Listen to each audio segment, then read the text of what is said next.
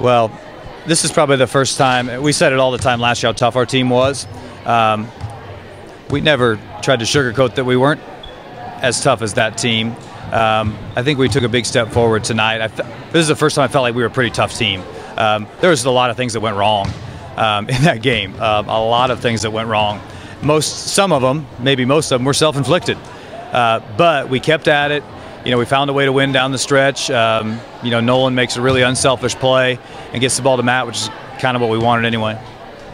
Yeah, talking with Nolan and Matt, and they kind of said that was the play, but it kind of got messed up a little bit with the double team. So what was the message there going in? After you lose the 11-point lead, you're tied. Some teams might just not even get a shot up. Well, we wanted to get the ball to Matt. We felt like we had an advantage there. We wanted to run him off Nolan off a ball screen for Matt, and hopefully draw two guys and then kick it and attack the basket. It ended up being that he still was able to do that, only they just doubled Nolan right away. And so for them to adjust on the fly, I thought was executed really well. Well, also got to comment on, you mentioned the things that went wrong, missing I think 7 out of 8, 6 straight free throws, got Shenandoah back in the game. So has it been a season-long thing for you too? Because you're 52% free throw shooting team. Can you comment? We started off the year really poorly shooting free throws, and then we've been pretty good lately. So it's kind of a little unexpected, I think. I don't know. Maybe it's this gym. We've done that about 2 years ago. I think we did the same thing against St. Albert. Kind of made it a little more interesting than it should have been. But at the same time, when you're missing free throws, the other team still has to score, and Shan didn't seem to miss, and so give them credit for, I felt like we just had to get one stop for the Bass, that last probably 50 seconds, and we just couldn't get it. Shenandoah, this is a team, when making those guys and those seniors, they won one game, I think. They end up 13 and, winning 13 games, tough Hawkeye 10. They play the state champion to that level tonight. Can you speak to maybe what you see from them, what's changed with them over the years? Well, it's been a while since I can be proud of my alma mater, and for them to come and win games. And this isn't a game that I really enjoy playing, quite honestly. The enjoyable part is you get to see a lot of people that I don't normally get to see. But, when they're not playing us, I'm definitely rooting for them. To eliminate a team like that has a Macon Anderson, a Jake Servine, that has played for so long, you knew they weren't going to go out quietly. And so it's really hard to knock a team like that out.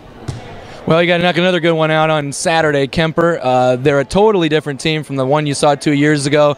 What do you know about them right now? Well, we'll know a lot more in about 4 or 5 hours tonight.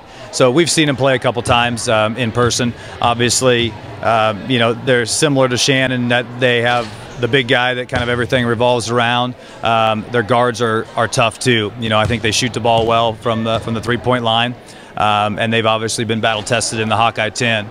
So we'll go up there, and it's going to be a heck of a game on Saturday in Harlan. All right, we'll see you then. Thanks, Coach. All right, thank you.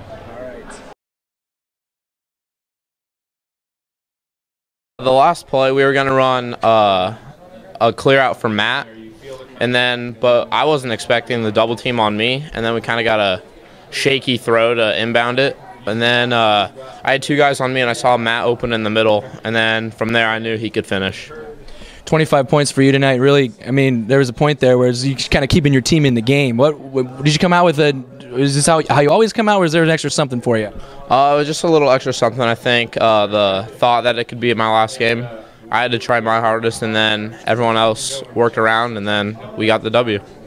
Then that's, again, kind of the point, survive and advance. You guys have won so many of these close games. What is it with this team? You can somehow always find ways to win. It's our toughness, for sure. We always know how to get to the survive and advance, and we know how to win games.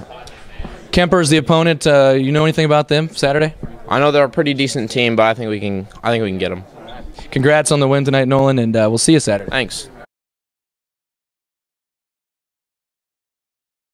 Well, Coach ran a play for me, and he told me to just, when I get it, just take it to the hole and score.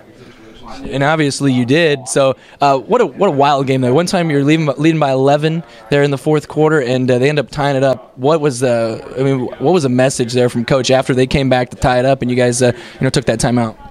Just keep pushing through it and make some free throws. That never happened, but survive in advance is always the mantra, and you guys did that. I'll ask Nolan this too, but what is it about this team that you guys keep winning these close games? We just go through and work hard together during practice, and we stay after just to get some extra shots and just work together good as a team. The big question is, was that a charge? No, I guess not, since he didn't call it. So. Good answer. Appreciate it, Matt. Congrats. Thanks.